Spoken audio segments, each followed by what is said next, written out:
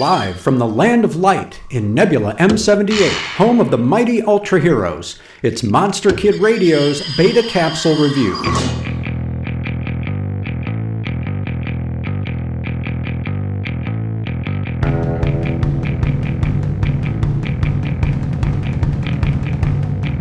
An orphaned young woman surviving in the wintry Japanese Alps has an unlikely ally in the Phantom of the Snow Mountains, Episode 30 of Ultraman. When an injured hunter is brought to the ski resort office, he relays his encounter with the Snow Girl and her protector, the Abominable Snowman, Wu. Fearing the worst for the resort, the owner contacts the Science Patrol to investigate, and Hayata, Arashi, and Ide are sent to the scene. The Snow Girl, convinced that the SSSP has come to eradicate Wu, sets a trap that injures Hayata.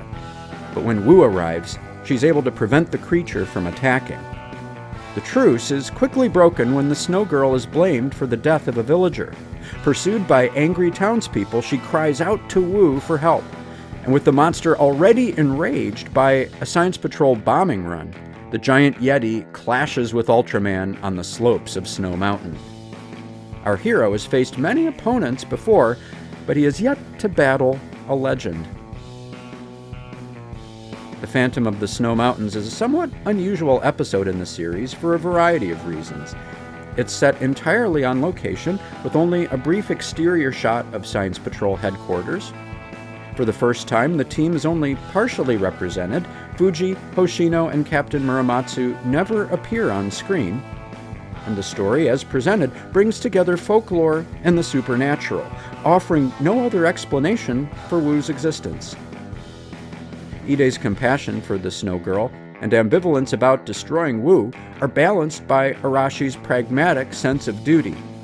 Yet the tension is resolved without damaging the unity of the Science Patrol, and is a thoughtful reflection on the use of force, especially on a children's show dedicated to blowing stuff up.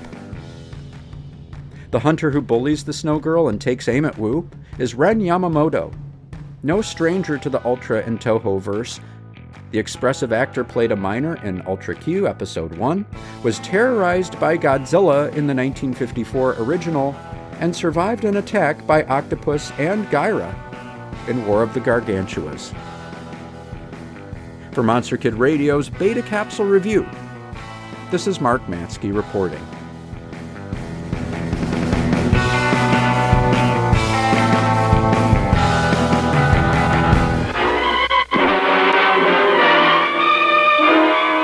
Human is the fantastic motion picture record of the search for the mountain creature of Asia, whose name has become a symbol of terror and mystery.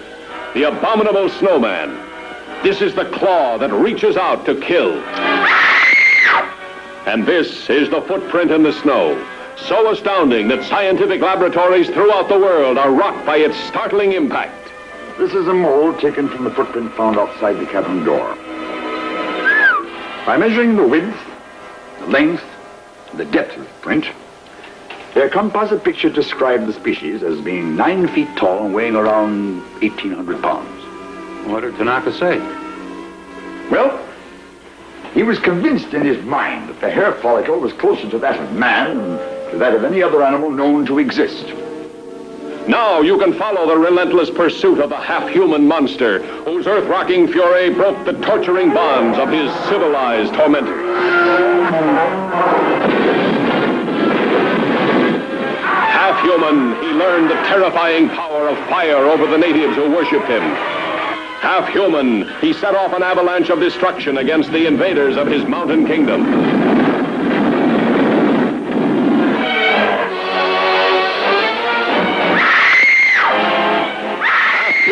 He still felt the surging need for human love.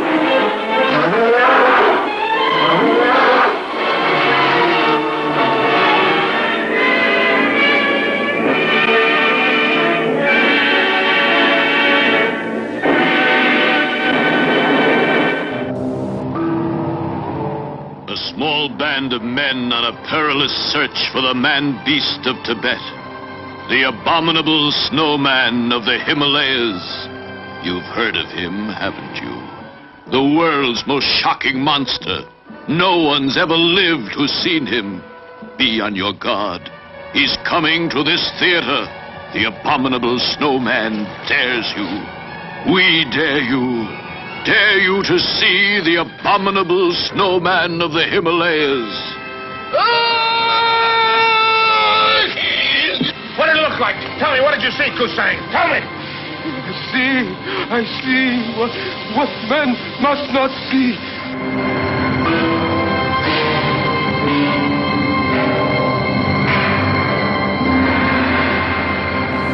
Look out!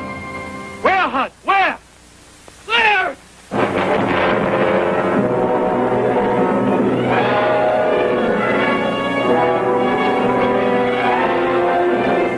The Abominable Snowman. High in the desolate Himalayas, scientists have reported a species of half-man, half-beast. Articles on them have appeared in pageants, Popular Science, Proof, and Newsweek magazine. This story of the perils encountered by an expedition searching for these creatures brings to the screen one of the most exciting motion pictures ever made. You're jumpy, Hud. All day I've had the feeling someone was watching us, trailing us.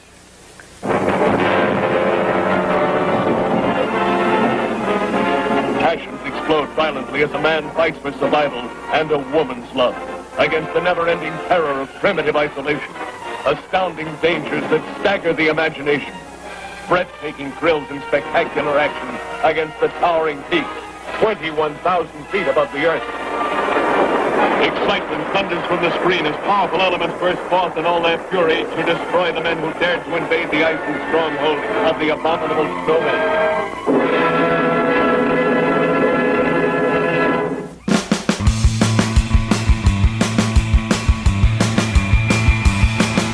I thought I'd open up this week's episode of Monster Kid Radio a little differently. Start with a super slick produced segment.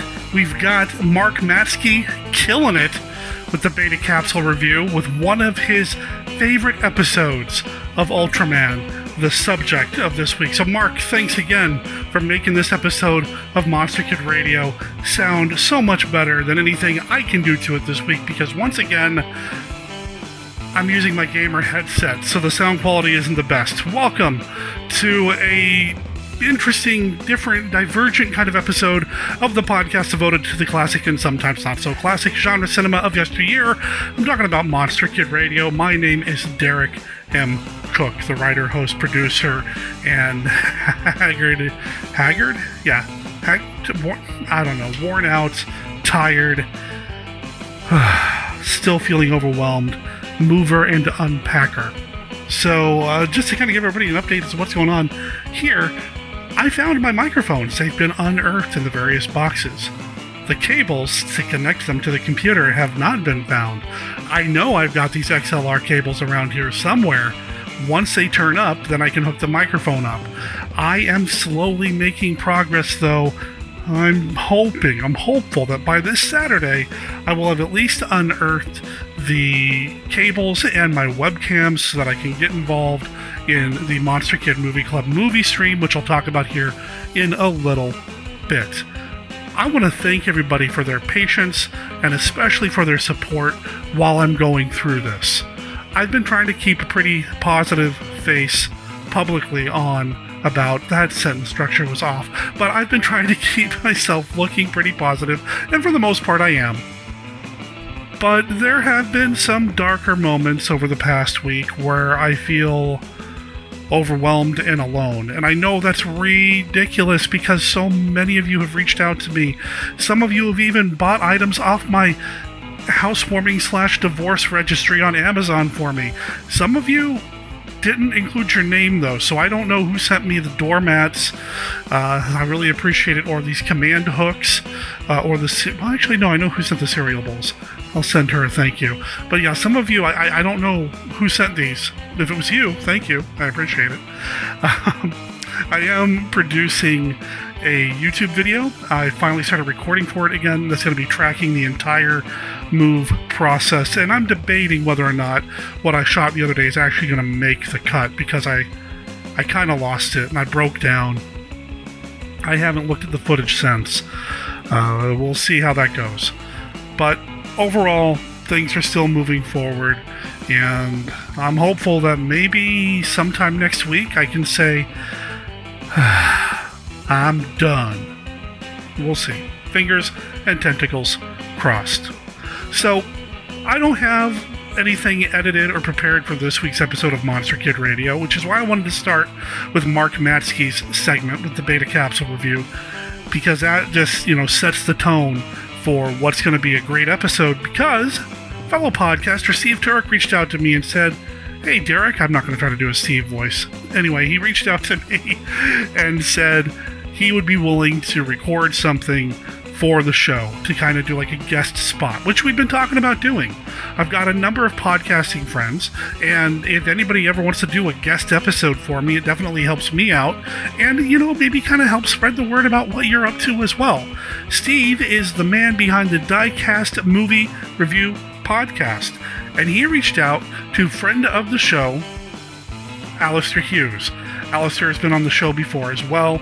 Alistair is the artist and author behind the book Info Gothic. I'll make sure there are links to all of this in the show notes, of course. What did Steve and Alistair talk about? Well, Alistair's been on the show to talk about the Satanic Rites of Dracula AD 1972. So he's going to keep it in the Hammer Dracula camp. They're going to talk about the movie Scars of Dracula, which, you know what, it works out for me a number of different ways. This is a movie that I always wanted to talk about on the late lamented 1951 Downplace podcast with a friend of the show's producer, Scott Morris, and I just never got around to it because, well, that show kind of pod faded. I know we keep threatening to bring it back, who knows, maybe next year, I don't know. So I didn't want to really talk about it or even visit it again critically until I had a chance to talk about it with Scott. So Steve and Alistair, man, you guys are helping me out, and it's fantastic. It's a good recording. It's a good conversation. Alistair brings some really interesting points to bear about why Scars of Dracula may not have gotten, the praise that some of the other movies have gotten over the years. And it's interesting. It's a fun conversation, of course. I had a blast listening to it, and I think you're going to enjoy it as well. Plus, they play around to the Classic 5. And I can listen to people play the Classic 5 for days, which is something I didn't know. All the time with the Classic 5, I'm the one asking the questions. And yeah, maybe I'll answer and participate as well, but I'm always the guy asking the questions. To sit back and listen to two other people play the game, I finally get why you all enjoy listening to it, because I enjoyed listening to it too. So that's what you're going to hear in a moment. I'm going to play that here, and then after that conversation, I'm going to come back on to wrap up the show. So don't go anywhere. Here we go.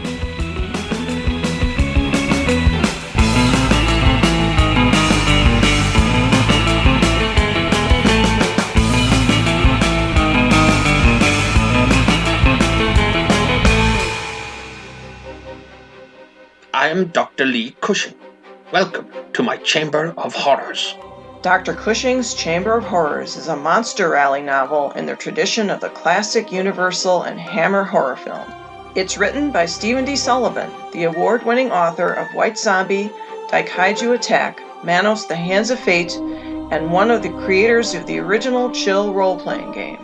This book recreates the thrills of the classic monster versus monster film. We've got vampires, werewolves, mummies, psychic twins, scheming madmen, and plenty of unexpected chills. Now you can get Dr. Cushing's Chamber of Horrors in print, or for Kindle at Amazon.com and other fine retailers. Coming soon in other ebook formats. Find out more at CushingHorrors.com or SDSullivan.com, and support Steve's work through Patreon at HeySteve.com. I do hope you've enjoyed your visit. Please come again, and remember, the chamber is always waiting for its next victim. Hi, my name's Veronica Carlson, and you are listening to Monster Kid Radio.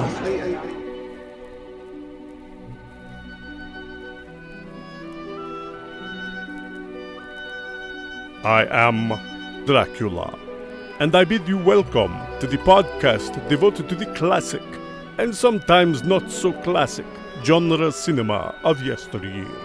And I offer you this warning.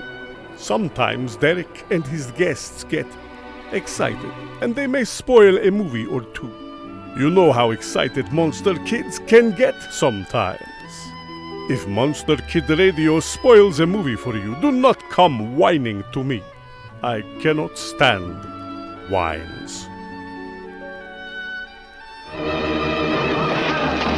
Hunt him. Attack him. This evil must be destroyed. Help me! Burn it down! Burn down his citadel of evil. You fools! You think you can destroy my master? The flames will never reach him!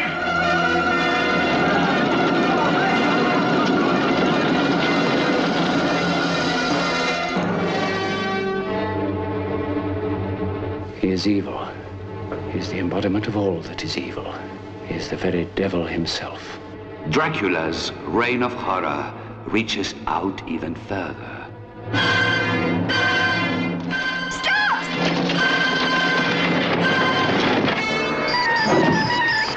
A winged creature of terror becomes Dracula's most fearsome new ally. Enter Dracula's stronghold at your peril.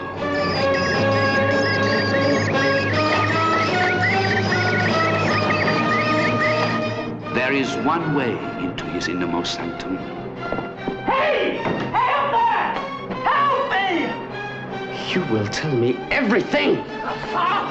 Tell me! Oh, he was here. It's true, he was here. Got away. You must get away too. Now. One way in and no way out. There is no escape from the all-embracing evil of the humans who do his bidding. From the creature that extends his power, there is no escape, not even for the protected, from the scars of Dracula. Take her with you. You'll do terrible things to her if you don't. Terrible things.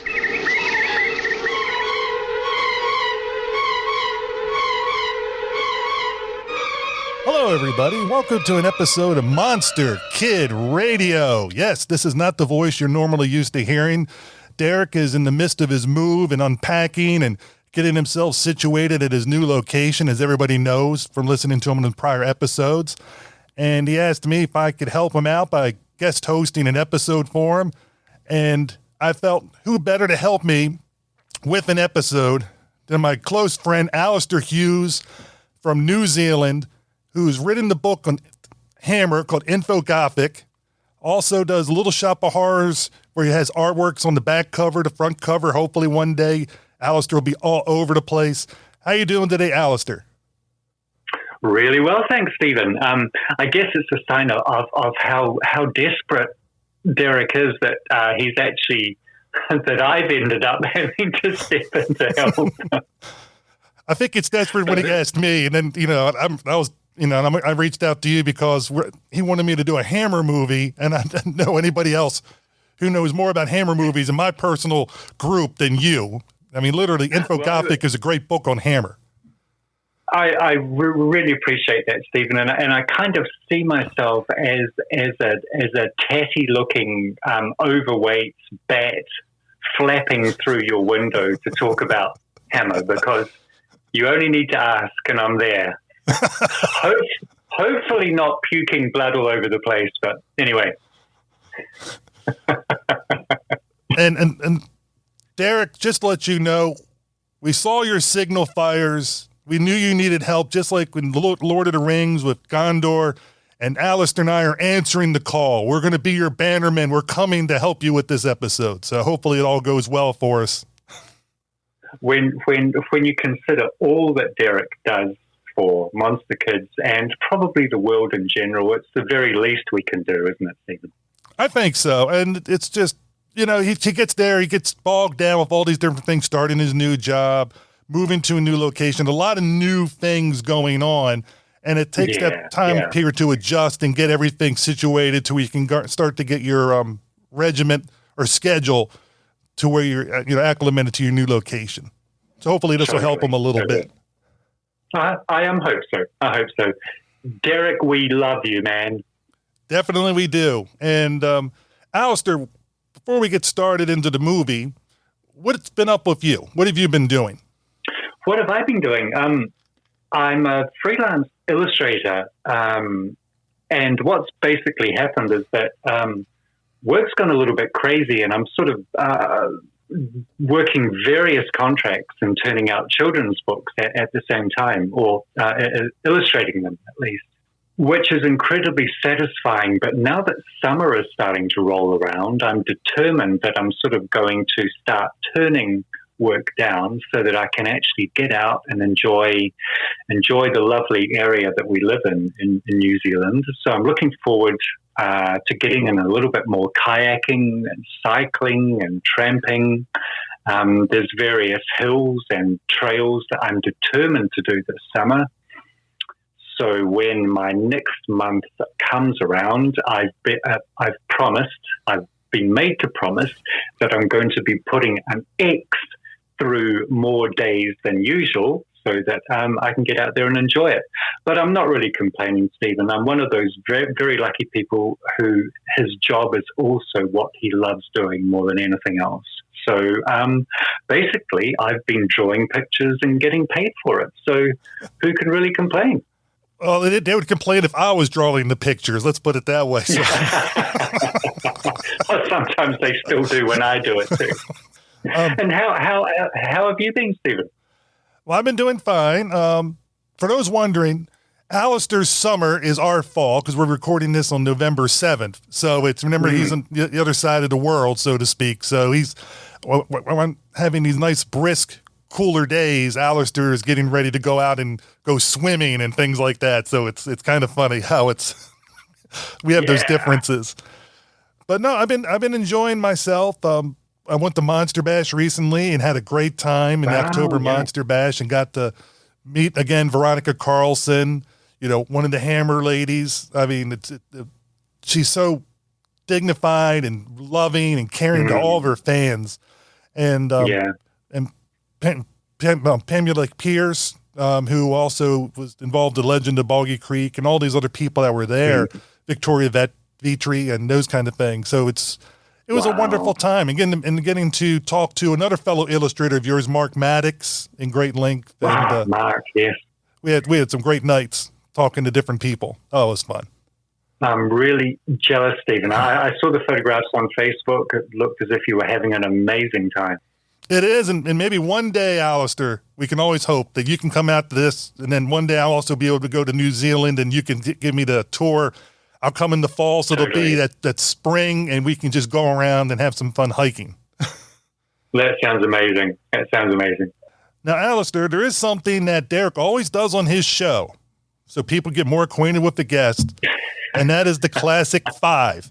And and finally, I purchased these cards from Derek a couple of Monster Bashes ago, and it's paying off, Derek. It's paying off. It's finally... So let me give the cards a little shuffle.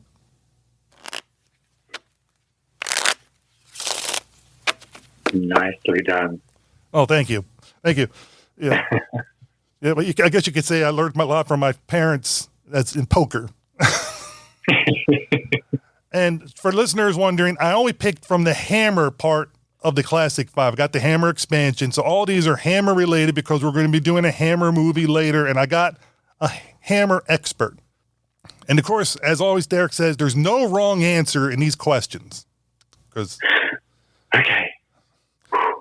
Alistair, question number 1. Who never appeared in a Hammer film, but you wish they had? Now, the usual answers given to this one, Stephen, are either Vincent Price or Barbara Steele, which are two that I absolutely stand by. My answer would have to be David Warner. He's still with us, and he's been in just about every genre film franchise that you can possibly mention. He's been a Klingon in Star Trek. He was the big bad in Tron. He was Jack the Ripper. He appeared in an Amicus film, but he never did Hammer. And I would love to have seen David Warner in a Hammer film. Yeah, David Warner. That's a great answer. That is a great answer. I would love to see David Warner in there too, but alas, we'd have to send him back in a time machine to go back, unless Hammer produces another movie and he can be in it. Well, he did travel in time as Jack the Ripper, but yeah, that would have been amazing. So maybe I guess we can argue that he was maybe in one of the Ripper films in the past, but we just didn't realize he was there in the background. Yeah, exactly, yes. This one I think fits right up your alley, being an artist. Question number 2: what is your favorite Hammer film monster design? What is your favorite Hammer film monster design? Oh, that's a really good question. The first one that springs to mind would have to be the incredible makeup job that Roy Ashton did on Oliver Reed in Curse of the Werewolf. Lon Chaney Jr.'s Wolfman is iconic and untouchable. But what they did with Oliver Reed, who already had a very animalistic and frankly terrifying face, they went in a completely different direction. They gave him the wolf ears. They gave him the silvery kind of look. And although Lon Chaney Jr. will always be the Wolfman, I think, to me, Oliver Reed will always be the werewolf. Well, I like how you used the wording there. That was very clever. I'm trying to be really careful here. Because, as you know, everybody has their own camp with different groups. And I totally do. And please let me say at the outset that although I love Hammer, I love Universal as well. I mean, there's absolutely no reason why you can't love them both. But yeah, I watched Curse of the Werewolf recently, and I have to say, even when he isn't being a werewolf, Oliver Reed is terrifying. I've seen him in interviews, and sometimes you could just feel like, depending on what interview, how you catch him that particular day. If I was interviewing him, I could see where I would be terrified, because it'd be like, which way is it going to go? And you could say one word, and suddenly he's there. His face changes. Yeah, exactly. Unless I was doing it by Zoom, and then I would feel a lot safer. Slightly. All right, question number 3. If you could have been on set during the production of a particular Hammer film, which one would it be? Oh, wow. I think I'd like to be on the set of Dracula AD 1972. Ooh. I'd love to have been at that party scene with Stoneground, because it just looks like so much fun. And imagine being able to hang with Caroline Munro and Janet Key. But the reason I would want to be there is because, first of all, because Peter Cushing actually popped in during the filming of that scene. There are barely any photographs. In fact, I think there's only one photograph of him on that set, but, Cushing popped in, so that's one reason.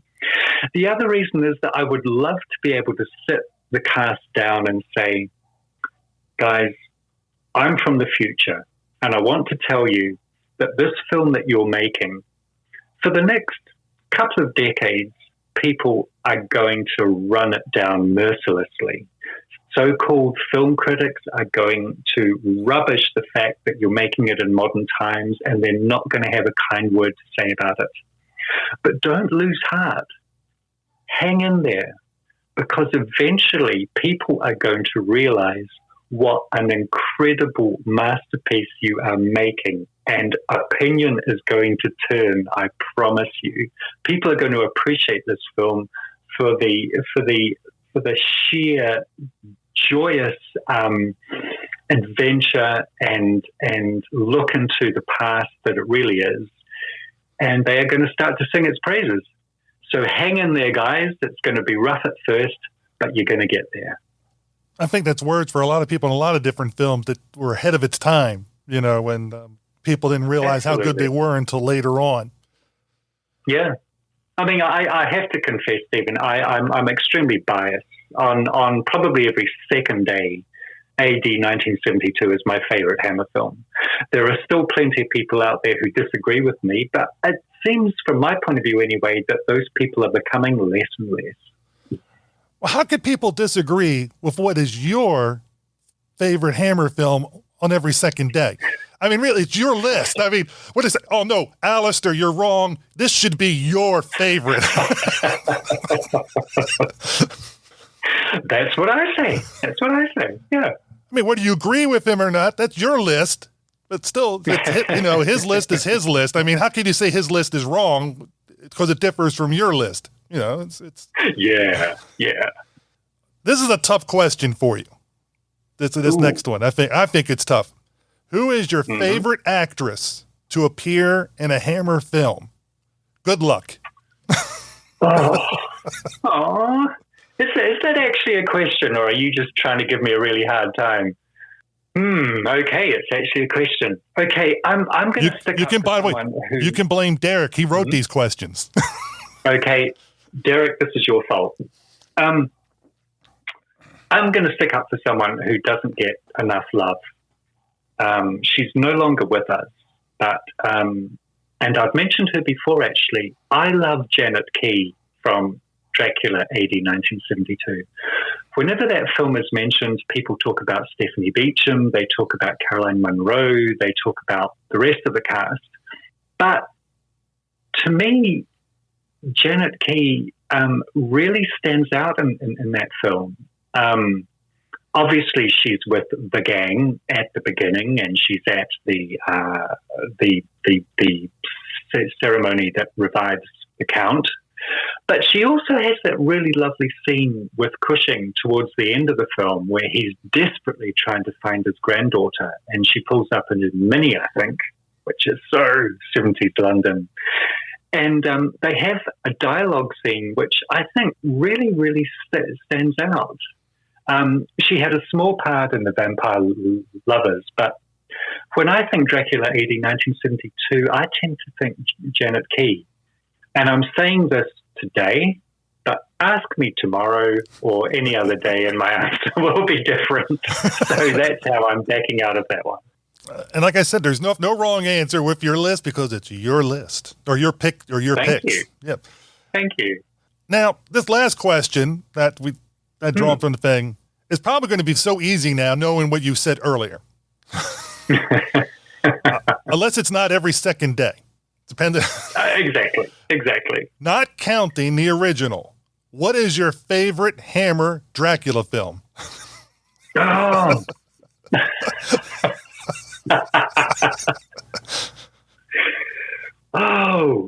Okay.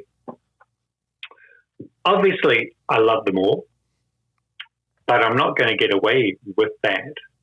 On my, all right. Horror of Dracula has to be the answer.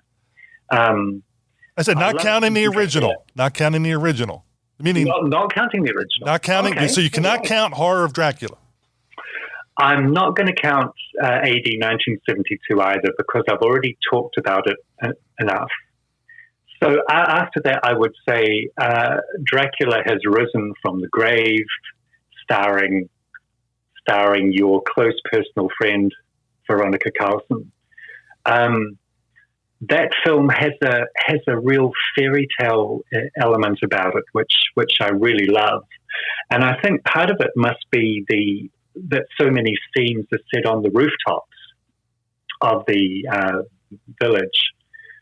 They're obviously matte paintings, but they're beautiful matte paintings, and they're done in an almost surreal style. And I think seeing the characters toing and froing on these fairy tale-like rooftops, you've got the amazing castle looming out of the landscape, and Veronica Carlson's character is just such an innocent, but because it's Veronica, it's not in a cliched or off-pat way. She's a character who you still invest in, despite the fact that she has this luminous innocence about her. So yes, today, Stephen, I'm going to say Dracula has risen from the grave. See, it shows you it's not every second day. It's the Yeah, exactly. See, I like that you added more love to the Dracula films. You know that we're going to be talking to it, and actually we're talking about today a different Dracula movie. We sure are. Scars of Dracula. And I asked Alistair, because Derek said we could pick any Hammer movie, and I contacted Alistair and said, what Hammer movie do you want to do? And you picked Scars of Dracula. It was my first. I thought I had seen it before, but when watching it, I realized I've never seen this movie before, so it was the first time viewing for me. But why did you pick, Alistair, Scars of Dracula? I picked this film, Stephen, because in certain circles, this film is reviled. This film is strongly disliked. I think mainly by hardcore Hammer fans. And I think it always makes a more interesting discussion when you're talking about a film that a lot of people don't like, or a film which genuinely doesn't have a lot of merit. It gives you more to sink your teeth in, so to speak. That was my reasoning. And we've also found out in our conversation that you hadn't seen it before. Is that correct? That's right. I've never seen the movie before, so I came in with none of the baggage that I think you just mentioned, where people don't like it or whatever. So yeah, and not having watched the other Hammer Dracula movies recently, like meaning years, I think I was able to give it the much more of a fresher take.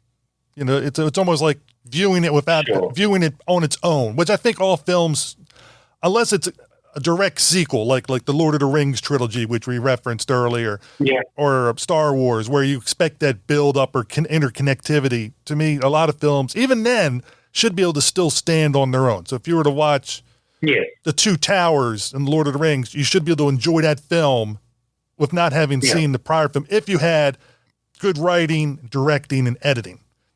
And it's interesting that you mentioned continuity, Stephen, in relation to this film, because I guess one of the reasons that some people don't like it is that it was the first Dracula film to break the continuity that the first 5 films had carefully woven together. I think fans especially, we must have the continuity part of our brain overdeveloped. We like things to knit together. We like things to connect. So when this film came along, which suddenly totally ignored the story that the previous 5 films had woven together, I think a lot of people struggled with that. And like I said, with that fresh take, it didn't bother me at all. And I think even if I had seen the 5 films prior leading into this one, I'm not somebody that is beholden to continuity. It's except, like I said, if it's expected to be that way, like when you're taking from a book and moving it into a movie or those kind of things. I'm a lot more lenient with change in that area, because you're trying to make something different, and none of these movies are really beholden to Bram Stoker's book. So they've already been departed. Actually, in a weird sense, this one is probably closer in some ways to the source material than the other ones were. I'd have to agree with you. Having infamously, Christopher Lee didn't have a single line of dialogue in his second appearance, Dracula, Prince of Darkness. Here, he's almost chatty. And he even smiles at one point. I mean, it's a fairly grim, closed-lipped smile, but he actually smiles. He's acting as a host. He's being almost genial, which, as you say, brings things closer to the book itself. It's interesting. You say you hadn't seen this film before. This was actually the very first Hammer Dracula film that I ever saw. I mean, an interesting one to start with, and it wasn't my choice. I was staying up late in my pajamas, and it just happened to be the film that was on. I think it's really ironic that this film, which is so disliked by many people, was actually my first introduction to Christopher Lee as Count Dracula. And I think, looking at Christopher Lee's point of view, being able to say dialogue, a lot more of it, when you give an actor a chance to actually act and use his full repertoire, you get a better performance from that actor, because I can just tell, like, if you're not giving any dialogue and this and that, it kind of, especially when you keep repeating the role, you want to be able to bring some nuance or something's different to it. Absolutely. Yeah. And I think he really appreciated it. And then one of the great things I have with my particular copy of the movie, it had a commentary track with Christopher Lee and Roy Ward Baker, the director, talking about the movie and other things going on in the movies at that time, in Hammer and that kind of stuff. And it was really, for those that don't have a copy of Scars of Dracula, listen to the commentary track. It doesn't follow the movie constantly at all. It ties in every so often, but it's fascinating to hear the two of them talking about Hammer in the background and the production side and different things going on. I thought that was rather fascinating for me. It is. And detractors of this film love to point out the fact that in the commentary, it's almost as if Christopher Lee and Roy Ward Baker are trying not to talk about the film, which is one way of looking at it, whether it's fair or not. But if I can, Stephen, can I just give a little bit of background about how this film was made and why it's so different, and possibly why it's not greatly liked? Go for it. Thank you. Right. Well, in my estimation, at least, three things make Scars of Dracula special. This was the first time that a Hammer Dracula film was made without American financial backing. So unlike the previous ones where you had Universal and then Warner Brothers providing money, this time Hammer got financing from a British organization, EMI, and it wasn't anywhere near the budget that they'd been able to enjoy previously. So one of the criticisms leveled at this film is that it looks cheap. It looks shoddy. Dracula's castle is clearly painted backdrops. Now, I watched this film on DVD. It was reasonably high resolution. There's a certain staginess, sure, about the battlement set, but and obviously the backdrop, the sky and the landscape is obviously painting, but that's not unusual for films of that time. But really, I had no problem with the sets. I actually thought they were surprisingly opulent. They may have been a little more cramped than previous films, but really I thought the detail was there, the color was there, the composition. Really didn't have a problem with it. Okay, the sky had brush strokes in it, but hey, maybe it was raining. The other thing that makes this film special is that the X certificate in Britain had just been changed in 1970, I think either just before this film was made or while this film was being made. So the age was raised from, the age of admission was raised from 16 to 18. So suddenly Hammer were in a position where they could do an awful lot more in terms of sex and violence. This is something that I do agree with. I think the sex and violence in this film has been levered in. It's like someone realized, oh, we can do this. Quick, get it in. So in terms of the sex, the result is we get that curiously kind of British schoolboy sniggery kind of attitude. The previous Dracula films had a implicit eroticism, which is part of the attraction of the character. It's part of the attraction of those films. There's nothing sexy about Frankenstein, I'm afraid, but Dracula always has that attraction, that allure. But here we have, let's see, we get a bare bottom in a scene with a Benny Hill regular. And we get a cheeky chappie in a tweed suit bouncing from bed to bed across the Transylvanian landscape. And it comes very, very close to being, I don't know, Carry On Dracula or Confessions of a Hammer red shirt, because that's what Paul becomes. He's a red shirt. And I think that's a little bit of a shame. The violence seems to be even more levered in. I'm still mystified by Dracula's murder of Tanya, the vampiress who Paul sleeps with. I mean, first of all, she's a vampire. I don't think stabbing her in the stomach would actually finish her off. Never mind why he's even doing that.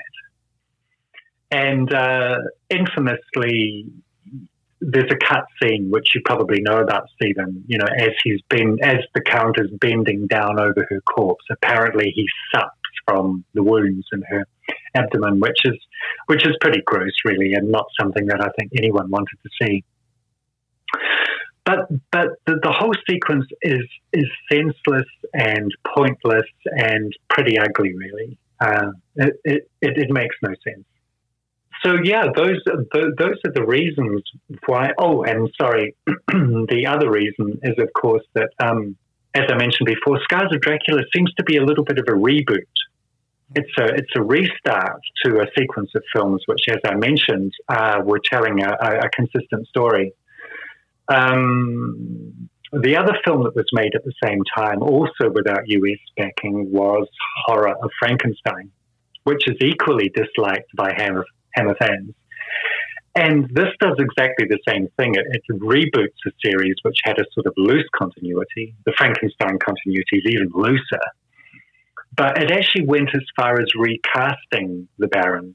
As people know, Ralph Bates played Baron Frankenstein for his one and only time. And there's pre-production artwork around for Scars of Dracula, which seems to imply that Dracula may not have been Christopher Lee, or they weren't sure if he was going to be played by Christopher.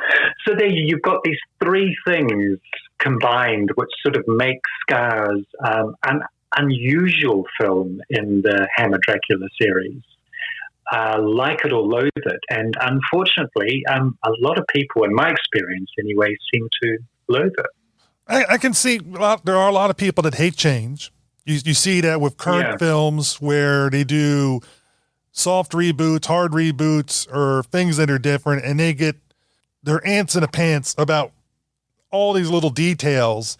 You know, and having said that, I'm sure there are certain things that you and I would both be when we watch a movie that is changed, especially if it's something we grew up watching, like you did with this film. And that sometimes if they change things, like if they were to redo this, you'd be like, oh, that's not the one I saw before. And I can understand that. Yeah. But I always look at it when they do a reboot, whether it's soft or hard, it's not designed for the people that have been there before. It's designed to bring other people in. And then if they watch that, then especially nowadays with the home video market, they'll go seek out the older things. And so when you got to change, and also if people are getting older, the actors are getting older, and maybe they want more money, which is the way things work. And as they get more popular, they want more money and they want to do more bigger and grander things. You got to start looking at it. We need to bring the up and comers in and start getting them into the roles. And you can't always have everything. And also sometimes the actors get bored doing those particular roles and they just want to move on to a different character. And so that way they get their best performances. So there are, like I said, I'm not like beholden to continuity, but sometimes it does bother me somewhat a little bit, but I always try to remember this might not be rebooted for me. This is rebooted to bring other people into that grouping. Yeah. And that's the way I try to look at it when I get, my ants in the pants about it. I'm like, calm down. It's not about me. They weren't saying, how can we screw Steve? They weren't saying any of that. Exactly. Just for the circumstances that I've mentioned, and also the ever-present threat that they weren't going to get Christopher Lee, Hammer had to pivot. They had to improvise. They had to try new things.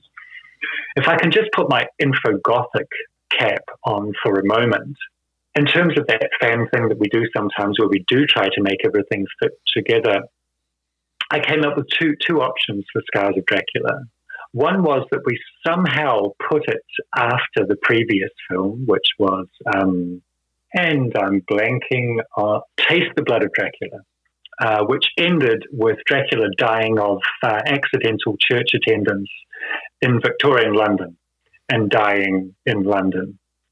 So obviously, if we were to tie these two films together, we might assume that somehow Clove got himself a ferry ticket, travelled to England, collected his master's ashes, and brought them back to Transylvania. So there we are. That's an easy fix.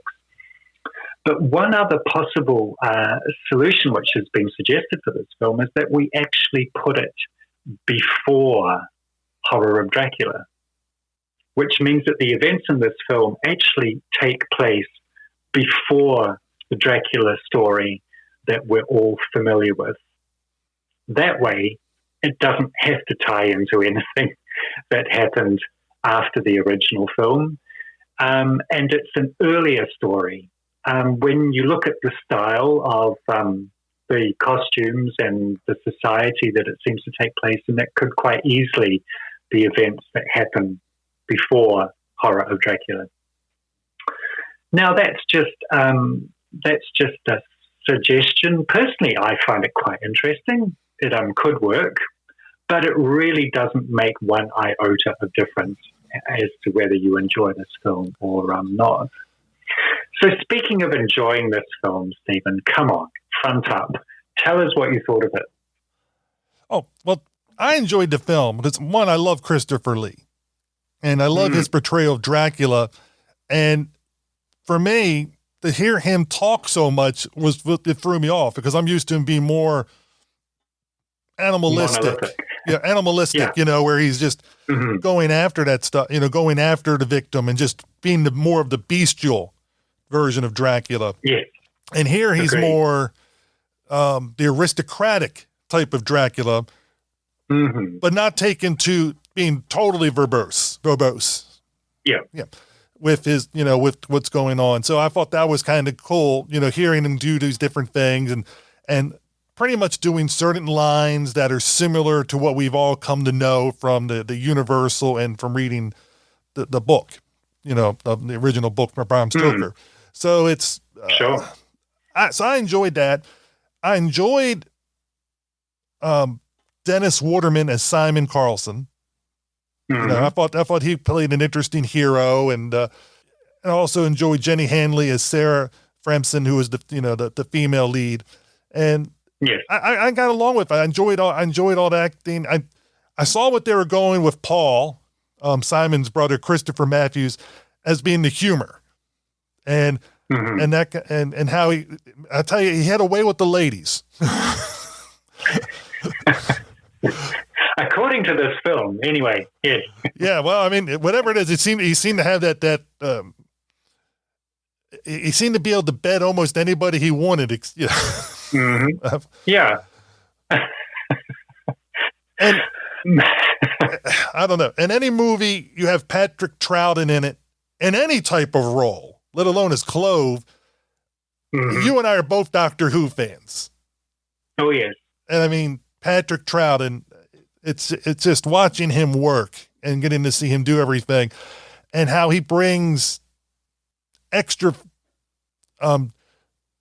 portrayal. I'm at a loss for words of how he does it, but he's able to bring that extra depth with the character because you can see him fall in love with this picture of Sarah and how basically he portrays Dracula in order to protect her, and how he ends up helping Simon. But also he's doing things that are very nefarious to keep in Dracula's good graces. And he gets brutalized by Dracula when he doesn't do it, which is graphically shown in the movie, which nowadays it's not as bad as would be now if it was shown nowadays. But he really suffers for his disobedience. And I thought it was a really good portrayal. It is, and in fact, I think probably Clove, I would say, for my money, is the most interesting character in the film. I mean, you've summed that up well, Stephen. He does have a lot to do. His shifting alliances, his trying to keep on side with his master, his love of Sarah, or at least her portrait. Patrick Troughton, despite my personal favorites and preferences, if someone was to ask me who was the greatest actor to ever play the Doctor in Doctor Who, I would have to say Patrick Troughton.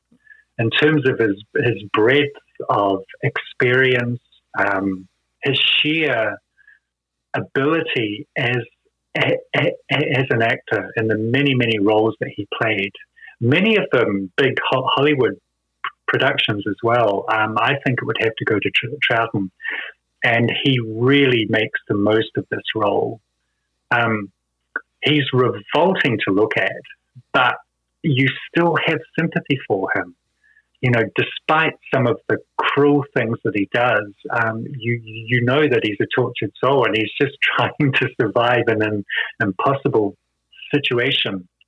I am a little bit different with you, Stephen, in that I have to say that I think Simon and Sarah were probably the weakest part of the film for me. I think part of the reason why I have a problem with Simon is that, once again, coming from a British background, I immediately associate Dennis Waterman with the long-running TV series Minder, where he's a Cockney bodyguard, I suppose. His character couldn't be more different from Simon. He's big and he's burly and he's not good with words and he's a Cockney geezer. And that role sort of made Dennis Waterman famous. And in fact, he became even more famous because the theme song, which he composed and sang, was actually a hit across the world, believe it or not. So my past associations with Dennis Waterman just make it very hard for me to accept him as this, I don't know, reasonably refined, very humorless sort of character that he plays here. I guess he's having to play it that way because he has to be a contrast to Paul, who, as you say, is the comic character. Jenny Hanley is wonderful, and I think, like many Hammer actresses, she's a little bit hamstrung by the fact that they felt they had to dub her. As she says herself, she has a lower voice, which I think would have worked well for the character. In terms of her performance, she does some wonderful eye acting, particularly in the final scenes where she's trying to escape the Count. And he keeps appearing and looming out of the mist, as Christopher Lee always does. Her facial acting, it's an awful thing to say, but when Jenny Hanley isn't speaking, because it's not her voice, she's giving her best performance, I think. It's a really good role. And I was going to ask you that, because when I was watching it, I thought her voice was dubbed, because I was thinking, yes. Because I was like, they did a very good, almost a perfect job, but it was enough for me to tell. Yeah. Nah, I don't think that's her voice, And I knew you would know it for sure. I didn't research it to find out because I knew I'd be talking to you about it, and I knew you would know, and that kind of stuff. So thank you for validating that, because I felt that was not her voice. Yeah, it's something that Hammer did a lot. They usually use the same voice artist, Nikki van der Zyl, who is an amazing voice artist. I mean, she's a great performer in her own right, but so is Jenny Hanley, and I just wish she'd been given the opportunity to voice her own character. One other actress that I want to call out is Anushka Hempel as Tanya. I was talking about how Paul sort of short-circuited the eroticism which most of these Dracula Hammer films had. But I think Tanya does her absolute best to bring it back. It's an amazing performance from Anushka Hempel, who is blonde in just about every other performance that she ever gave. So seeing her with dark hair, it's really striking. But once again, she has very remarkable eyes and acts very well with them. But the reason I want to call out Anushka Hempel is because, and you may know this, she was born in New Zealand. So it always makes me very happy when I can find a Kiwi connection in a Hammer film. And I think we'd both be remiss if we didn't mention the two Michaels. Oh, indeed. Yes. People would be yelling at. People are probably already yelling already. It's like, you haven't mentioned Michael Ripper or Michael Gwen. I mean, what is wrong with you two? All right. I'll let you take the lead with this one. Well, I'll take Michael Gwen, and I'll let you take Michael Ripper. Okay. Please do. Michael Gwen played the priest, and both of them had bigger parts, than they normally would in a typical movie. They're small parts, but I think bigger small parts than typical. Yeah. And I liked Michael Gwen's portrayal because he was playing the priest, so he was trying to talk the townspeople out of responding with violence, because violence only begets more violence, which he was proven correct. When the townspeople went up to attack Dracula in the prologue, the castle that is, and the repercussions that came for it were rather drastic and dramatic, and definitely bad. But every time I see him, I always remember Jason and the Argonauts and Hermes. Yes. Oh, I just love Harryhausen. And anytime I can talk about a Harryhausen film, which we could have also with Patrick Troughton. But of course we could, yeah. But when I think of Patrick Troughton, I always think of Doctor Who. But when I think of Michael Gwen, I always think of Jason and the Argonauts. Wow, I hadn't even thought of that connection. That's crazy, because of course when I think of Michael Gwen, I think of him as the creature in The Revenge of Frankenstein. And also he has a large role in Village of the Damned, which is another wonderful British horror film. The thing about when you say the two Michaels, I was almost tempted to say, oh, you mean Michael Palin? Because I can't get past this. And I know I'm not alone. Michael Gwen looks so much like Michael Palin that it really is remarkable. But yeah, I totally forgot about Jason and the Argonauts. That's a great catch. Michael Ripper. A shame that Derek isn't here, because he's a huge fan of Michael Ripper, as anyone who's listened to 1951 Downplace knows. And as Christopher Lee says on the commentary, it's not a real Hammer film unless it's got Michael Ripper in it.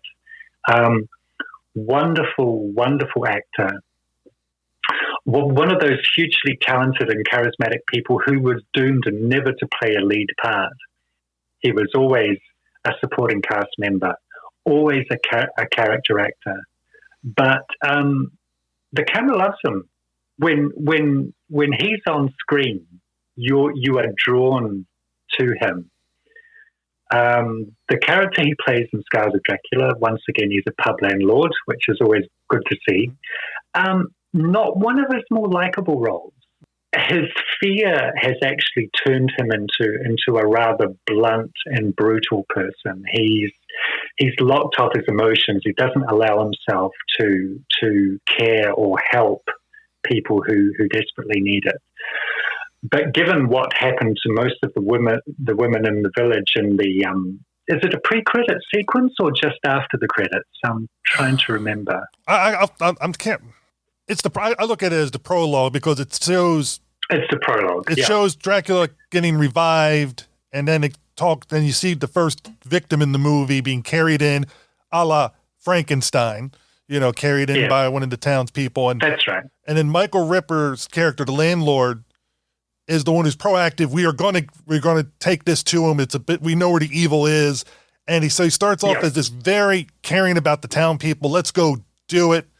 and he says goodbye to his wife and tells them all to go to the church to get everybody there at the church so all the women are safe. Go figure. With what we know in hindsight will happen at the end of the prologue. And then, of course, when they try to burn the castle down, which I can never understand because it's a stone castle. I'm thinking, you're trying to burn down stone. Good luck. Well, it seems to me, Stephen, that what they managed to do was burn a small model of the castle. I'm only kidding. I'm only kidding. I don't like to say bad things about Hamilton. Well, I was thinking, and I like how Clove was saying to him, "You're not going to get the master. He's safe." And I'm thinking, he's underground, and later we find out he's up in one of the towers, which only has an entrance that's available if you come outside the castle to go in. Exactly. While you're, who knows, it looks like hundreds of feet up in the air, which only Dracula can really get to, or unless you be laid down from a window room above. Yes. And that kind of thing. Which I thought was one of the more clever aspects of the film. Apparently, one of the main motivations of making the film was, according to Anthony Hines, was to bring back some of the magical qualities of the character. One thing about the Hammer Dracula films is that you don't have the bat iconography usually in the way that the Universal films used. And here we've got the bats, we've got the wolves at the very beginning, and we have the scene from the novel, which most people will tell you had never been filmed before, but apparently there was a Turkish version of Dracula which depicted this, where the Count actually scales a stone wall to enter a window. I think Bram Stoker describes him as scaling the wall like a lizard, which is a wonderful piece of imagery. So it was great to see that in a Hammer film. I think it was one of the most expensive sequences in the entire film because, of course, they had to build the entire exterior wall set and then tilted it an angle that the actor could climb. But I've got right off the subject with Michael Ribber. Well, I'll put you back onto it. The prologue broke him as a man. And then, yes, it did. Which I think sets up the why he's just does not want to help anybody because he thinks it's all pointless. If we do it, we're just going to get attacked again and more people are going to get hurt. And that's why he wants nothing to do with helping anybody. Well, it's interesting. It breaks him as a man and it breaks the other Michael's character as a man as well. He actually says, the priest says, the devil has won. Which I think loops the end of the film really, really nicely, where shouldn't give it away, but let's just say that it is the most classic of Deus Ex Machinas, where the hand of God literally intercedes. So you could say that the devil wins the first round, but the opposition wins in the end. We won't give it away for people who haven't seen it, but you'll see exactly what we're talking about when you enjoy Scars of Dracula yourselves. Oh, I agree. And with Clove, as you said, he's such a pivotal character. Without Clove, this movie has a totally different ending. Because it needs his character so complex. He actually sets everything up to have a more positive outcome. And as you said, certain things happen after that to cause the end result. But there are two things. This movie's not perfect. There are two things that stand out in my mind with this movie. And I'll the one I talked to you about earlier, I'm going to hold for a second. The first one is, okay, sure. I thought it was great imagery to have Count Dracula in the tower. The problem I had, a lot of times the casket is open and he has a window. Yes. Now, I've always been brought up, sunlight being a very bad thing. Maybe they built this facing north-south, not east-west. Well, I have an alternative theory. The makeup they've used on Christopher Lee makes him look paler than he has in any other Dracula film. In fact, he looks distinctly seasick. Well, I was thinking maybe it's sunscreen. And that's how he can stand in an open window in clear daylight. But yes, I thought that was really unfortunate. They obviously had the one painted backdrop, which appeared to be daylight. They could have solved that so easily just by having a nighttime version of that backdrop and using it appropriately. But I think there's one particular scene where he's standing at that window, it's daylight, and then it switches to another scene where it's a bright blue sky and bright sunlight. And yeah, for those of us familiar with these things, as you say, that just seems a little bit jarring. Oh, I think I know exactly what you're talking about. He's like standing there, it's dark on the window. Then they go to was it Alice? The character Alice, I think so. Yes.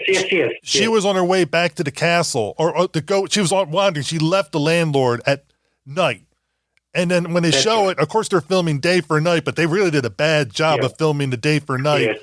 And from what I understand from the commentary, the producer Ada Young, she filmed the day for night scene. That's right, because he wanted to film it all night, and she's like, "Oh no, it'll work."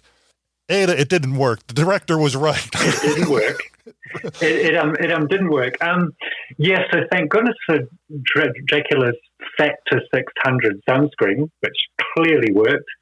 But also, it's funny, the day for night filming, this was a really bad example, but I'm actually doing a painting at the moment and strangely enough, it is about a Hammer Dracula film. And I'm giving the sky a particularly blue tint, not because it's naturalistic, but because I want to give it the look of that day for night filming, which Hammer always used, which is so much a part of these films, really. And you mentioning the barmaid, Alice, I think she was another good character. Mm-hmm. Some people say one of the most likable characters, really. She's the only one in a pub full of big burly men.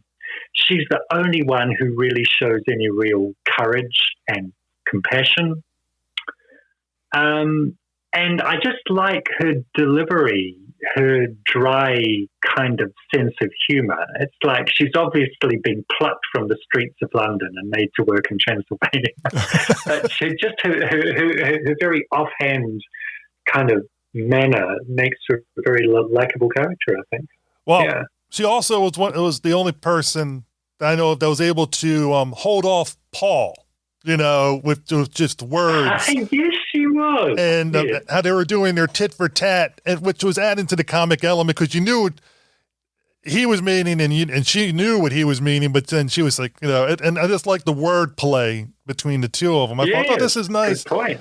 And it was so sad for what happens to her later on, I think, because you get to care about her so much, but her calling out the people as cowards, and she tells the Burgermeister's police, "Oh, go to the castle. That's where he's at." And they don't, that's out of our territory because they don't want to go there. And he's like, Yes. Yeah.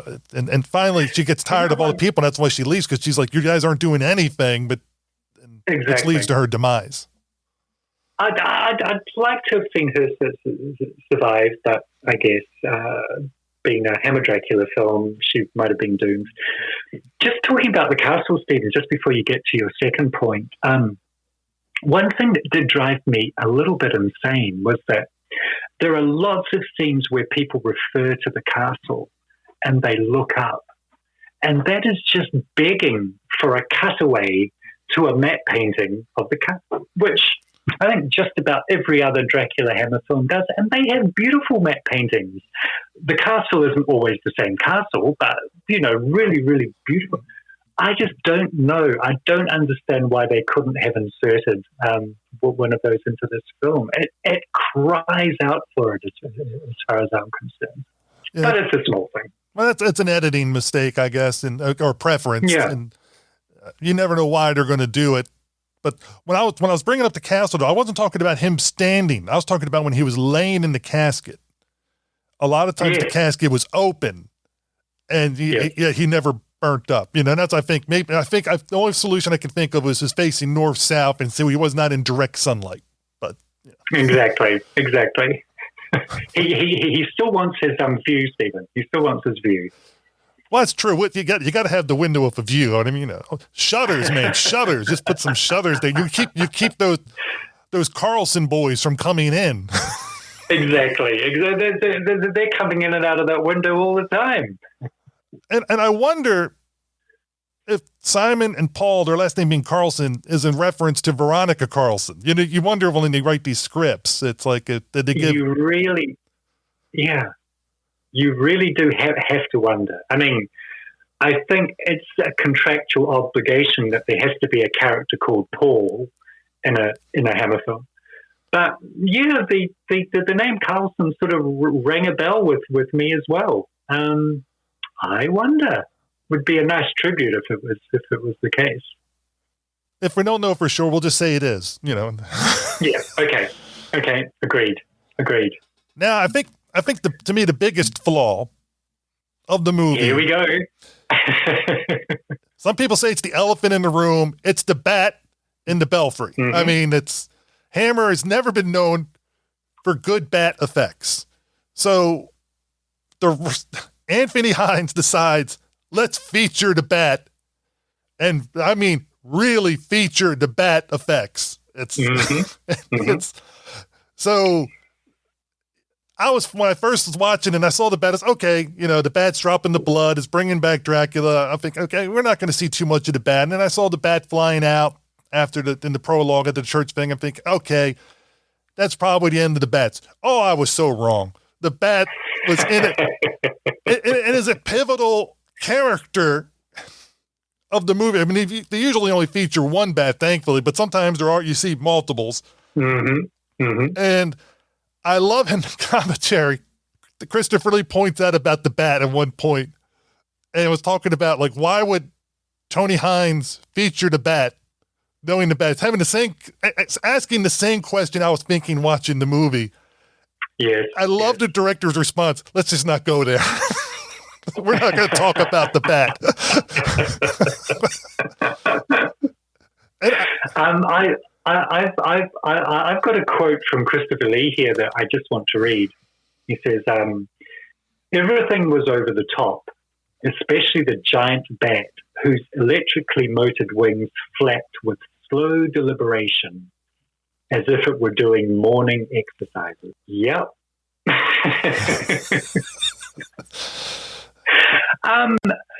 Can I say something in defense of the bat? If you can. I'd like to hear this. Okay. Yeah, sure. Okay. Well, as I said to you earlier, nobody does bats well.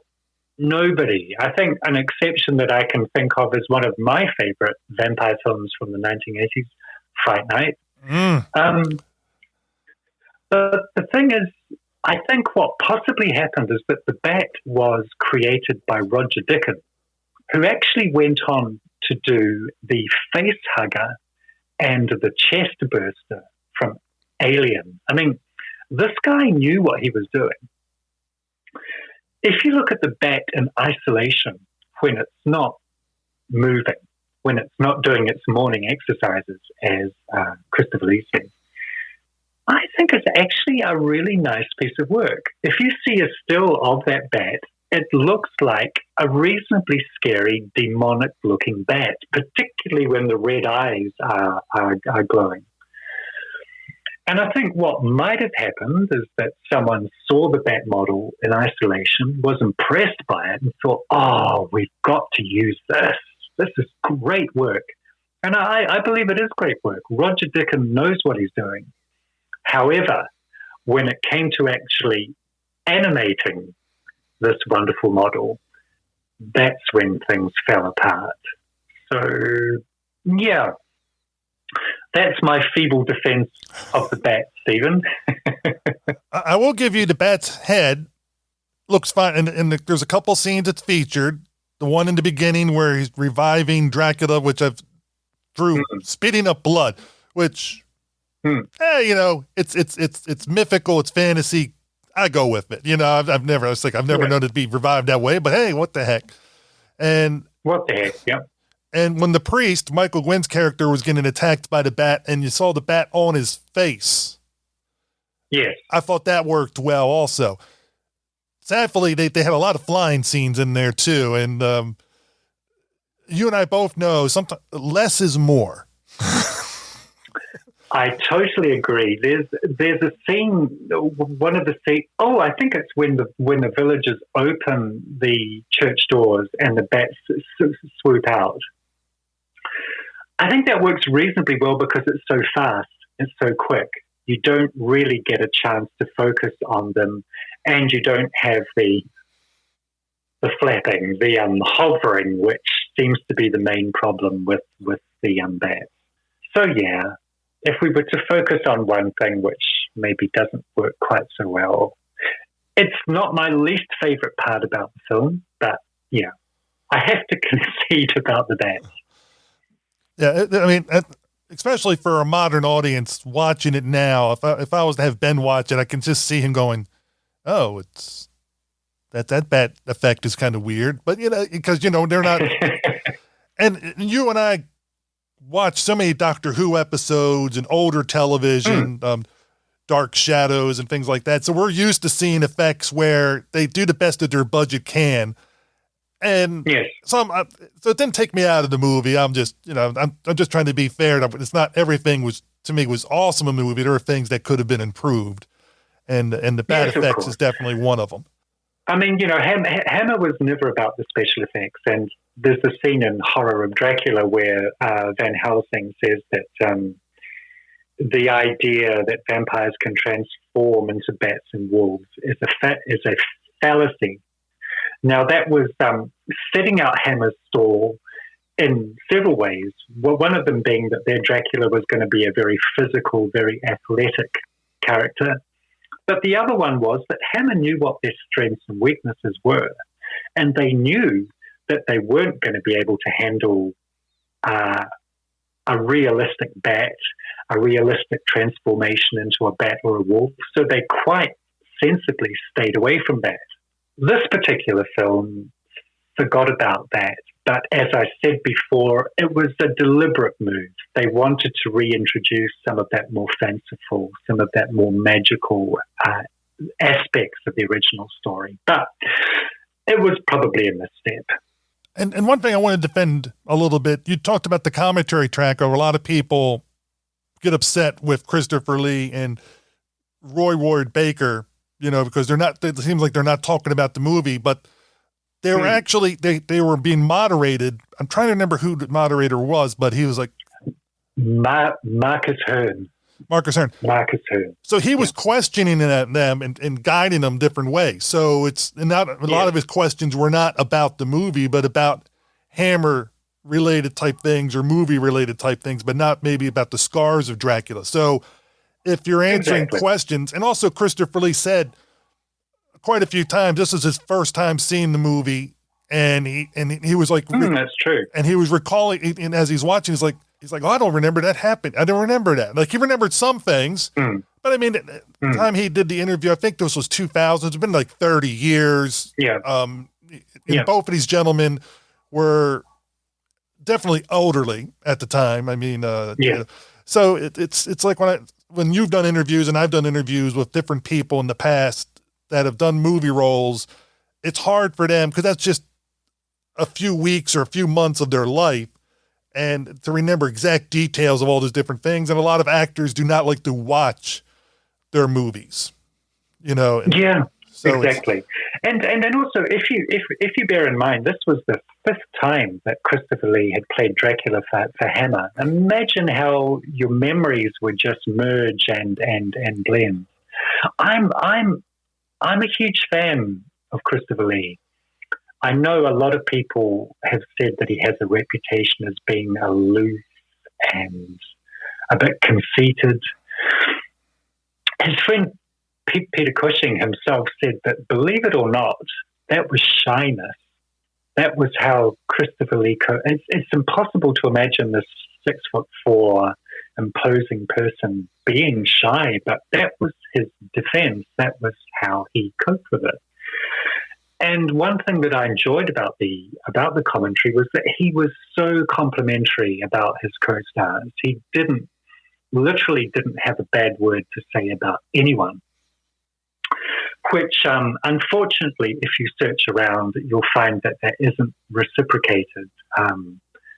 Other actors in the film had said that Lee was a little bit pompous and took the role too seriously and didn't allow any humour. Jenny Hanley says it in an extremely nice way, but in an interview she's talking about how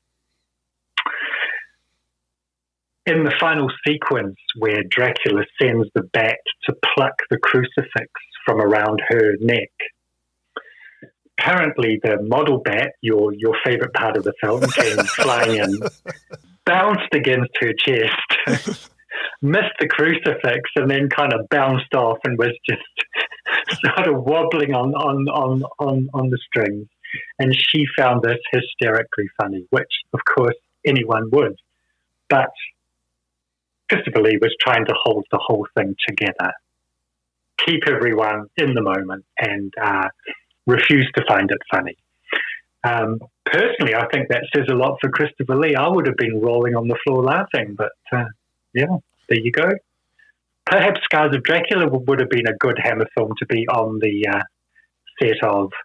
I think, well, I also like how the commentary talks about how he and Michael Ripper would be on the set together and trying to, and they said Michael Ripper was so funny that he was trying to keep himself, they're trying to keep themselves contained, from laughing. Yeah. Of course, they don't share a scene at all in this movie, but I mean, maybe he was there watching different things going on.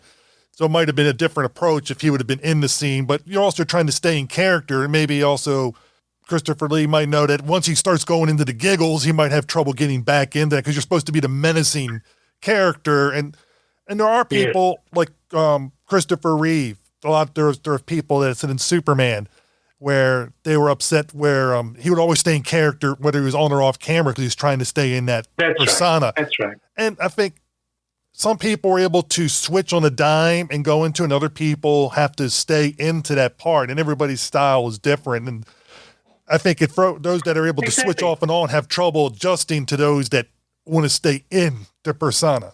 Yes.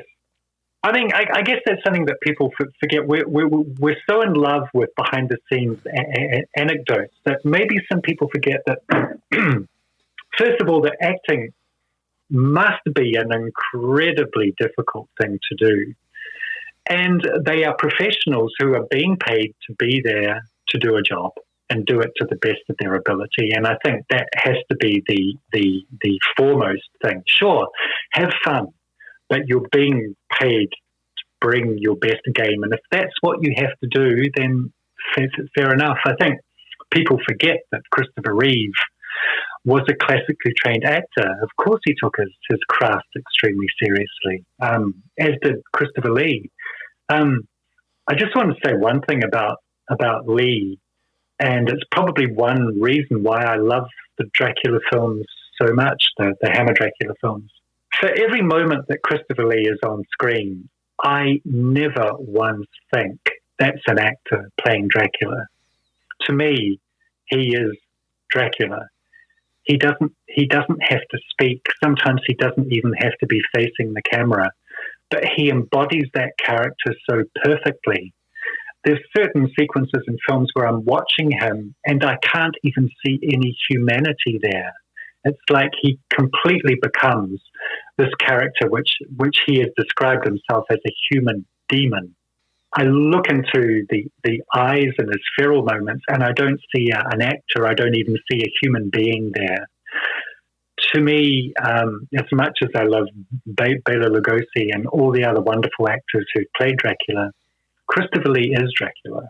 And in my eyes, always will be. I'm not going to argue with you because I agree with you. I think it's my favorite portrayal. The one that's the most iconic to the masses in the world is Bela Lugosi's. Because that's right. Everybody, because he was the first one to have the worldwide recognition with it and his portrayal. So that one is the one when people think Dracula, they automatically are going to picture him.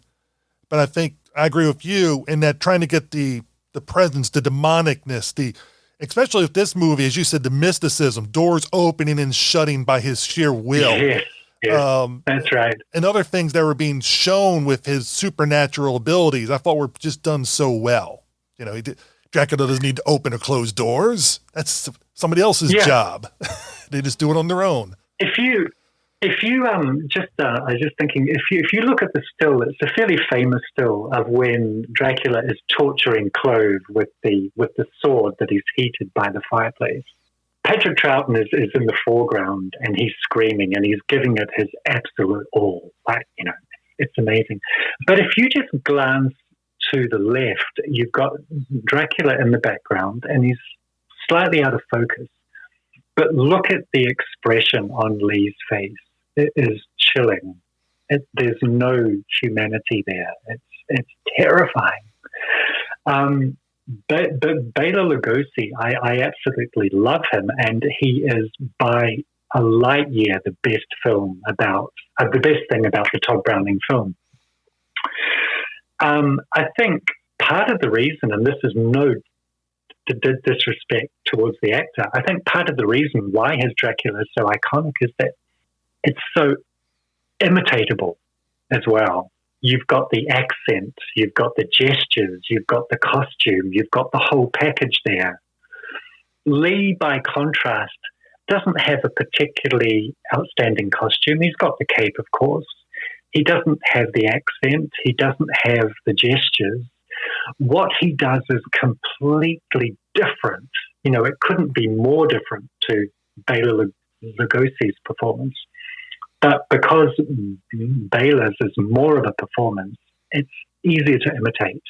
It's easier for people to do and consequently love. And I believe that's a large reason why his Dracula is so loved across the world and continues to be. Oh, I agree with Lee's physicality. Unless you have his physicality, you're not going to be able to imitate his Dracula. I mean, it's just because there's so much that's literally him in that role. There's one thing we haven't talked about that has been something that not almost all the Hammer films, but a lot of Hammer films have in common, and that is great music. Oh, yes, indeed. Because this is Derek's show. We always got to talk about the sound. We do. And I imagine he'd love to talk about this one because, I think as much as a lot of people don't like this film, a lot of people also agree that it's one of the best Hammer Dracula soundtracks. It's rich and it's opulent, and a lot of the earlier soundtracks go for a deliberately discordant kind of feel. The horror of Dracula soundtrack is fantastic. I absolutely love it. This one, it seems to be much more diverse. The gentle, quiet scenes are allowed more sort of bucolic music. There's wonderful sorts of themes woven throughout. I've taken over your point. Sorry, Stephen. You talk about the soundtrack. No, I was setting you up. So how rude of me. All I'm going to say is the only thing you haven't mentioned is James Bernard. Which I know a lot of the listeners would know that. But one of the reasons Alistair hasn't spoiled the ending, and I'm not going to spoil the ending, is yes, this movie's been out since 1970. Yes, 1970. Yeah. And it's something I always try to tell my children is because they always want to say, oh, this movie's been out forever. Everybody's had a chance to see it. Well, here it is, over 50 years later, I just saw it for the first time. So just because it's been out for a while doesn't mean everybody's seen it. Mm-hmm. And so you try not to spoil certain things about it. We spoiled some things about it, but I mean, we didn't spoil, I think, the main crucial parts. And because there's some things you have to in order to talk about the movie. And that kind of thing. But it's just, the score itself with James Bernard is just, what can you say? It fits this movie because, as you said, it has there's quieter moments, there's humorous moments, there's moments that let things breathe. Now, some people get upset when things are allowed to breathe, because especially now in modern movies where things are edited and cut to be so, move. Yeah. And I like it when you allow those character things to have a point. They let the actor act and not do rapid editing all the time to hide things. So I enjoy those parts. Well, but then you always have to draw that fine line where you don't want to go too far. And everybody's point of view is going to be different what's considered too far. Yeah. Agreed. And I'm pleased we're not talking about the ending of the film, because in terms of climaxes, I believe this is one of the best ones. It really is impressive. It's like they'd saved their coins to let the count go out in a really spectacular way, and I believe that they achieved that. It's really worth seeing. But as I say, we're not going to talk about it. It's my hope that that people can come to this film without preconceptions. It is an interesting mix, Stephen. There's a totally different tone right at the beginning of the film. Then there's wonderful traditional sequences in the middle, and then it becomes more of an adventure film towards the end. But for my own money, I really, really enjoyed it. I do too, and I'm going to agree with what Christopher Lee and Roy Ward Baker said in their commentary, in that they don't like their things being called horror films.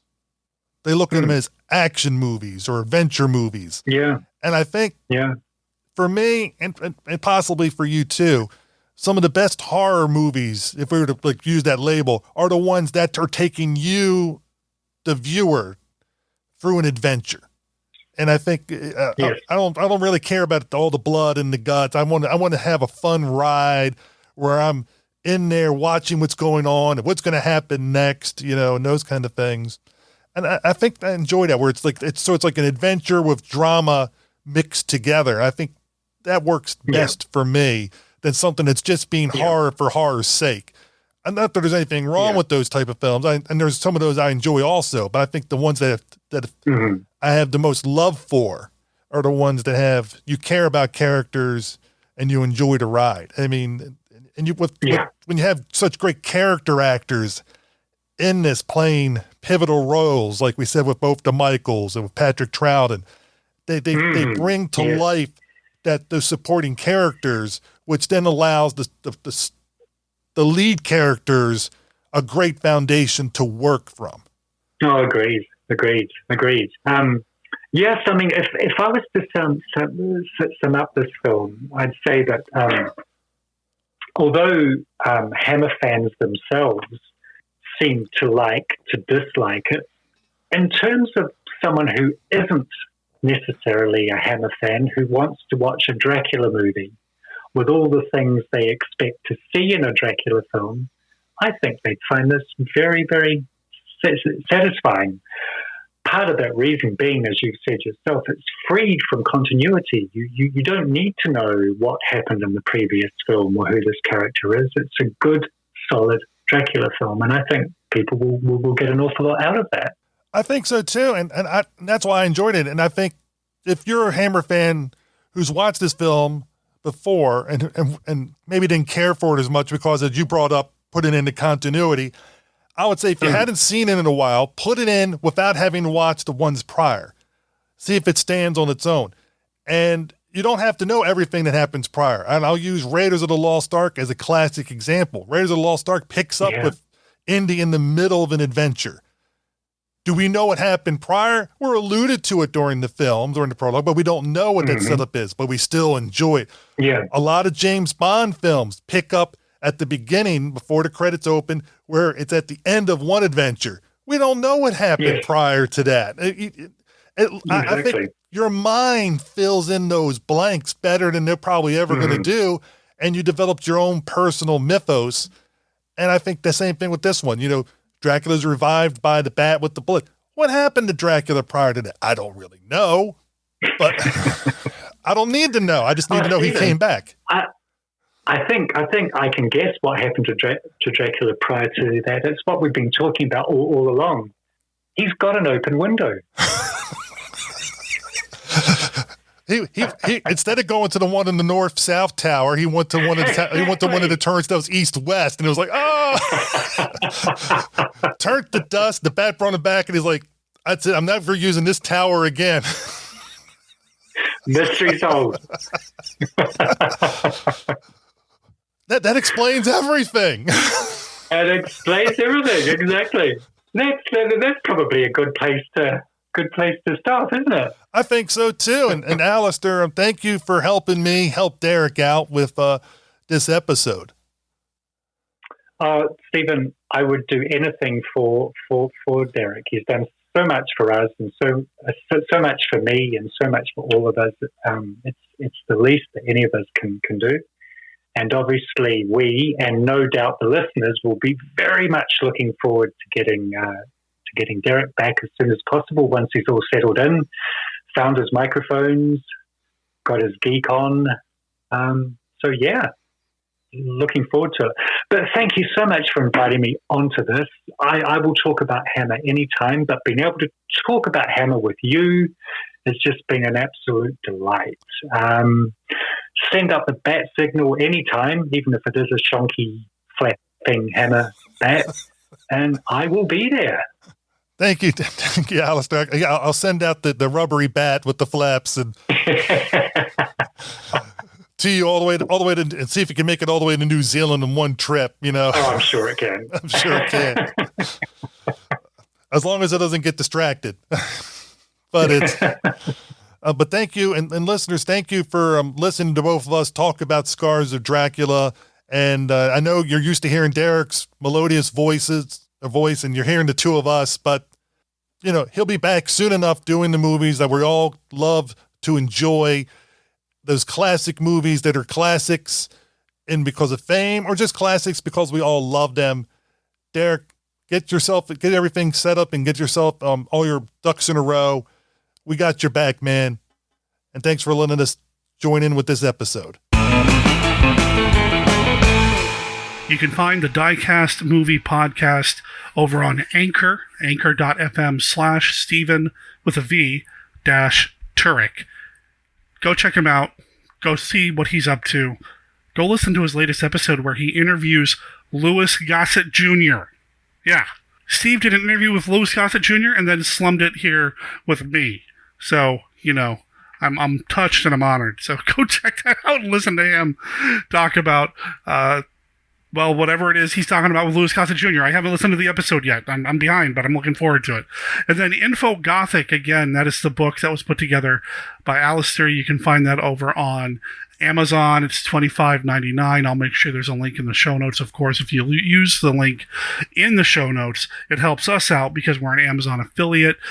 Alistair took a really cool approach to creating this infographic guide to all things Hammer. And even Moon 02 gets touched on in there, which is another movie that he and I talked about here on the show, which, you know, just fun times. So go check that out as well. I don't know what's coming up next week on the show. I've got some recordings from Monster Bash that people have sent in that I need to listen to and see if we can use here on the podcast. So that might be what's coming up. Or we finally might get around to hearing us talk about Spider Baby with Chris Franklin. So you just have to stay tuned for that as well. Of course, I'll try to mention it on the website at monsterkidradio.net, which is where you're going to find links to everything that we've talked about here on the show, links to our Facebook page, our Facebook group, our Twitter, our Reddit, our Discord. What else do we have? I have an Instagram, but I haven't done much with it lately. Maybe I'll bring that back as well, because, you know, I don't have enough free time. And our Patreon's over there as well as links to our Twitch this Saturday at the Twitch channel, Monster Kid Movie Club, at twitch.tv/MonsterKidRadio. It's an Edgar Ulmer Day. We're going to be playing movies like this one.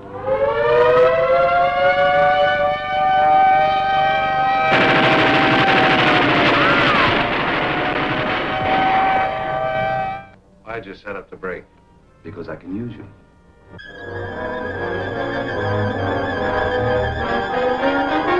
This machine utilizes X-ray, ultraviolet, and alpha, beta, and omega rays.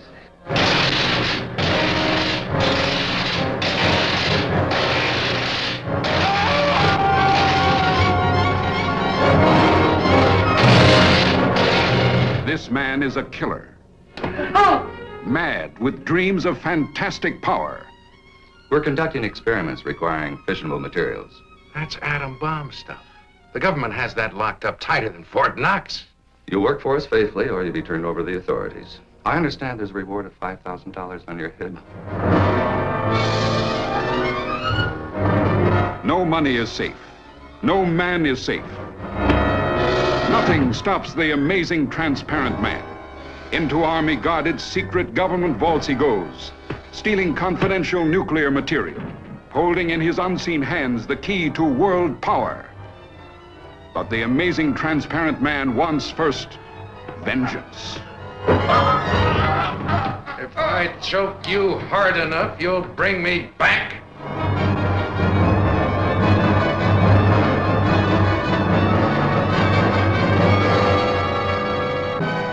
I'm going to be honest, this is probably my second favorite Edgar Ulmer film.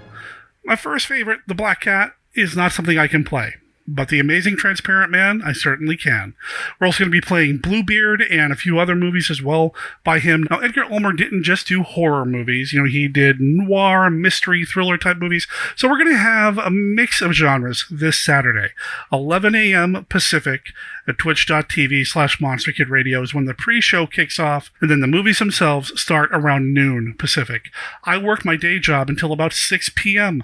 Pacific, and if I've got the webcam by then, right around 6 o'clock or so, at least whatever movie's playing at that point when that movie's over, I'm going to come on live and we're going to hang out. It's going to be fun. I'm looking forward to it. I've missed chatting with everybody live, so that is something that we're hoping for. So, you know, if you got any free time and you want to come over and help me unpack, that'd be awesome. You know, just saying. Oh, man. And like I said, next week, I don't know what's coming up yet, but stay tuned because I'm sure it'll be something awesome because the people that participate in Monster Kid Radio, and that includes you, dear listener, make the show awesome. So thank you. Until next week, remember that Monster Kid Radio is a registered service mark of Monster Kid Radio LLC. All original content of Monster Kid Radio by Monster Kid Radio LLC is licensed under non-creative, no derivatives, non-derivative, Creative Commons, non-derivative 3. I'm just going to leave that in because I'm feeling kind of mushy. My brain's a little soft right now. So, Monster Kid Radio is registered under... I did it again. All original content of Monster Kid Radio by Monster Kid Radio LLC is licensed under a Creative Commons Attribution, Non-Commercial, No Derivatives 3.0 Unported license. That's it. We nailed it. My name is Derek M. Cook. I'll talk to everybody next week. Ciao.